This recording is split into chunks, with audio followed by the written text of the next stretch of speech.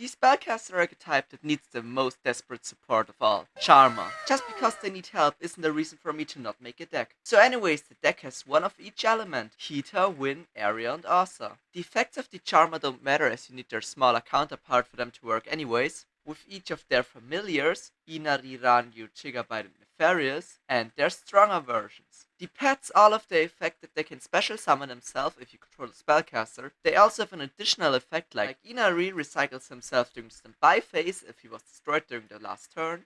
Ranryu, when he's destroyed by battle or card effect, lets you summon back a monster with 1500 attack and 200 defense from the graveyard to field, which is pretty much unique to the Charmer archetype as their monsters all have that attack line. Gigabyte has the same effect as Ranryu, but he can special summon from the deck instead of the graveyard. And then there's Nefarious. He can, when he's in the graveyard during the opponent's end phase, destroy a card you control to special summon himself back to the field.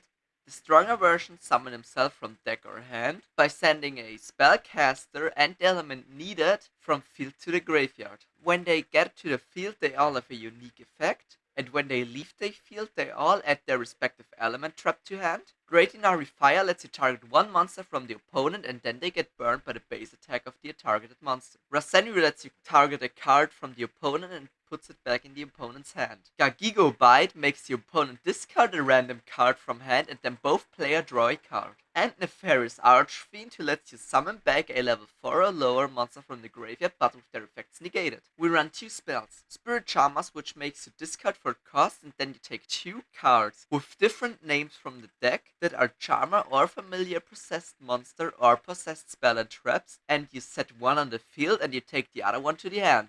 Then we got the spell Awakening of the Possessed, giving you 300 attack for each different attribute on the field, letting you make your monsters become pretty beefy. It also gives Charmers and Familiar Possessed protection from being destroyed by card effects. Once per turn, when a spellcaster with 1850 attack gets summoned, you can draw one card. The amount of attack is common with the Familiar Possessed and the Fairy Tale monsters, which also fit nicely into the deck. And finally, for this field spell, we got Brand Spiritual Art Ichirin. It negates the first monster effect from the opponent each turn as long as you control a spellcaster. And during your main phase, you can swap out any familiar possessed from your hand with their pet from the deck. For the traps, we got Unpossessed, which gives your familiar possessed 800 attack during the damage step. When a monster gets destroyed while this trap is face up, you can special summon any spellcaster with 1500 defense and a different attribute from your deck in attack or face down defense position.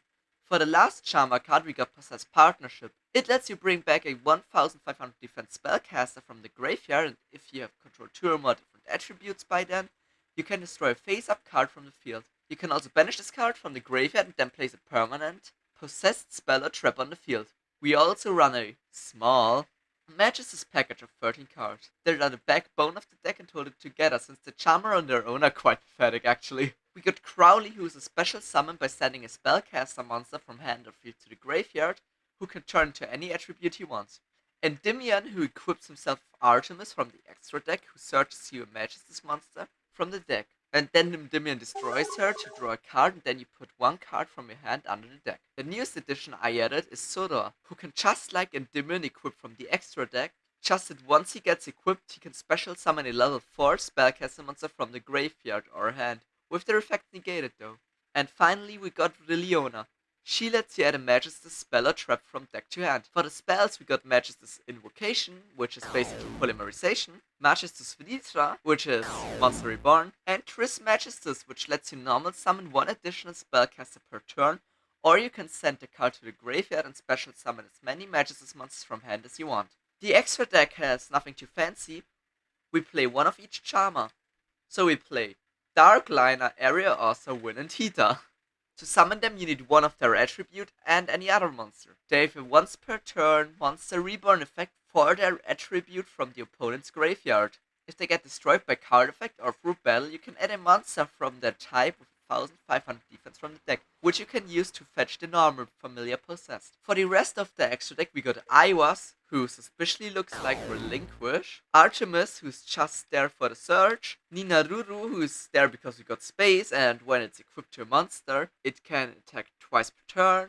and you can destroy and equip Magistus card from a spell or trap zone to destroy a spell or trap from your opponent. As a monster on the field, it can detach and material, and then you can add yourself from the graveyard a level 4 or higher spellcaster monster to hand. And then we have the Leona, again, which can detach one material to special summon a Magistus monster from the deck, but it locks you into Magistus monster for the rest of the turn. If equipped to a monster, you can once per turn target a monster from the opponent and negate its effects. And then there's Sora, Synchro Edition. When Synchro summoned, he can equip himself with a Magistus monster from the extra deck. The opponent can't activate effects from a Synchro, Xyz, Fusion, or Link monster if there is a Magistus monster of the respective type in the spell or trap zone. He can also bring himself back to the field once he's in the graveyard by destroying a Magistus monster you control to special summon him back. And that wraps up all important cards that we play. And with that, don't forget to hit the sub button and tune in next time again for more bad decks.